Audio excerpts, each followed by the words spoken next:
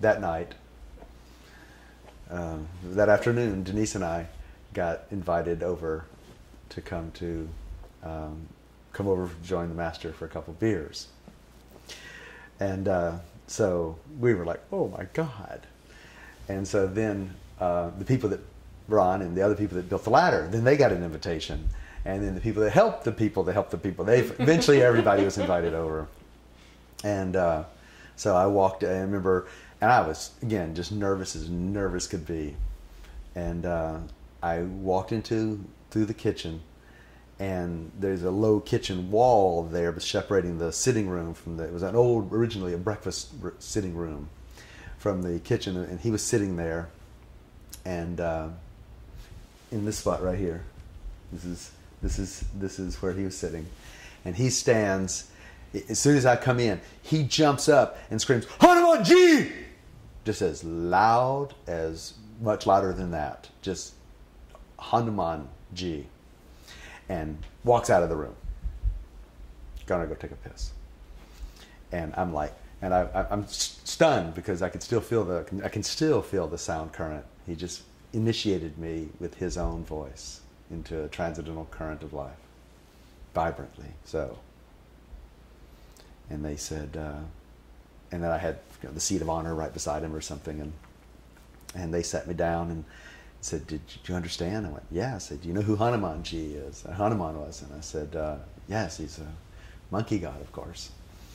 And so they want to make sure I understood that. And then Boda handed me a beer, and Master came back, and we bowed. And now, as you heard earlier, I can recite the teaching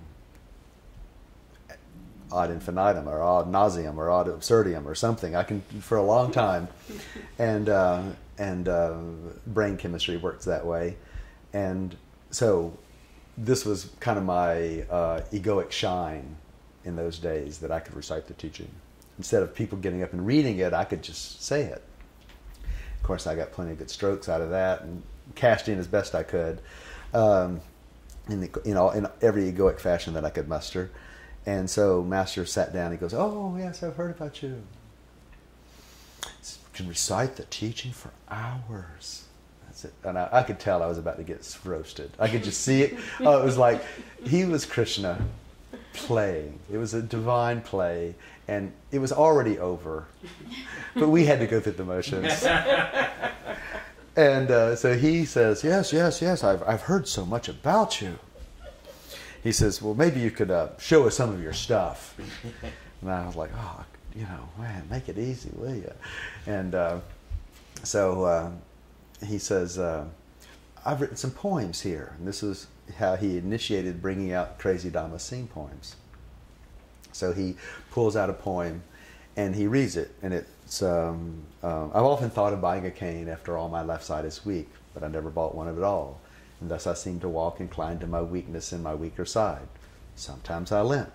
Perhaps I should take an injury. And it goes back and forth. It makes no sense. I don't understand anything what the poem means. And usually when I memorize things easily, it's because I understand them, and the understanding provides a framework whereby the pieces fall into place. Well, I don't understand what it meant, and it went from here to there. He obviously picked it for this reason, and so he goes. So he reads it and says, "Look, show it to us. Show us your stuff, man." And I went, I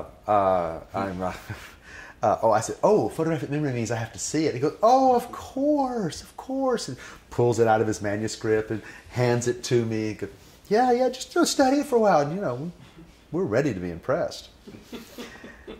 And so he is so great. And so he sits there, and everybody's talking. I'm looking at this point. I'm surprised I haven't crapped my pants. I mean, I'm sitting there reading this poem. I'm going, oh my God. And then I flash back to a time when I was in the 7th grade, and I was supposed to be in a school skit where I was supposed to, in front of the whole school, 2,000 students, and I was supposed to make a shot at a basketball goal. And my older sister advised me, either totally blow it so you are a fool and you can claim it, or make sure you make the shot. And I went, I think I can make it, and I missed. So it was I got the worst of it all. And so I thought of that way, and I went, okay. He goes, so Frank, let's hear it. And I went, I don't think I can do the first line, taking my sister's advice finally. And he goes, what? I've heard so many stories about you. Oh, the Frank Morel, he could recite the DJ, you know. And he's reciting back the egoic clamor of my little self-created world, my own image of myself. And he's just piping it back to me in amplitude. And with amplitude, it was like, oh my God. And he goes, and he just puffs out his chest, and he acts like me. He goes, and he's being me better than I am. And I'm like going, it was hilarious. And then he looks at me and he goes, where did these stories come from? And the penetrating gaze allowed me to see it's my egoic need. My, please love me. I'm special. I'm golden boy. I'm lovable. And I could see my act, because he did my act for me, and sliced and diced. And that was always amazing about him. He could take on other people. He could be other people better than they could.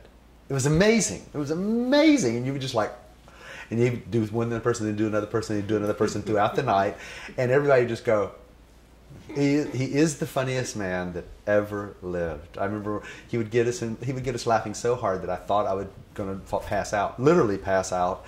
And he would go, I'm the Groucho Marx of avatars. I'm the Charlie Chaplin of saviors. And I am the Charlie Chaplin of saviors. I am the Groucho Marx of avatars. And I piped up in my little egoic twit, saying, oh yeah, say the magic word, and a pair of ducks will drop out of the sky and give you $100. And the whole crowd, the whole room was laughing uproariously. And I thought my little cute comment, the pair of ducks, not remember the Groucho Marx used to have a duck fall out of the sky, and it was a pair of ducks. And so I thought I'd get at least a touch of, and he brings the whole, he goes, stop. He brings the whole thing to silence. He looks at me and goes, did you have to say that?